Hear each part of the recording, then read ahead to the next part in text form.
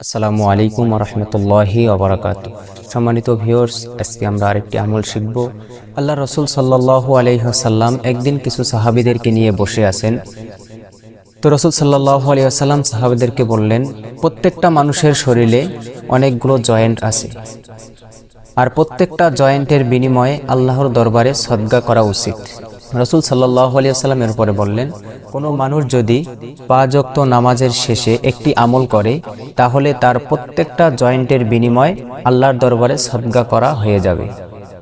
তখন রসুল সাল্লাল্লাহু আলাইহি ওয়াসাল্লাম বলেন, কেউ যদি 5 ওয়াক্ত নামাজের শেষে সুবহানাল্লাহ 33 বার, আলহামদুলিল্লাহ 33 বার, আল্লাহু আকবার 33 বার, 3-33-এ 99 বার এই তাসবিহগুলো পাঠ করে এবং ইলাহা ইল্লাল্লাহু ওয়াহদাহু লা শারীকা লাহু লাহুল মুলকু ওয়া লাহুল হামদু ওয়া হুয়া আলা কুল্লি শাইইন কাদির, এই তাসবিহর মাধ্যমে 100 বার পূরণ করে, তাহলে রাসূল আকরাম সাল্লাল্লাহু আলাইহি ওয়াসাল্লাম বলেন, এই ব্যক্তির প্রত্যেকটা জয়েন্টের বিনিময় আল্লাহ তাআলার দরবারে সদকা করা হয়ে যাবে।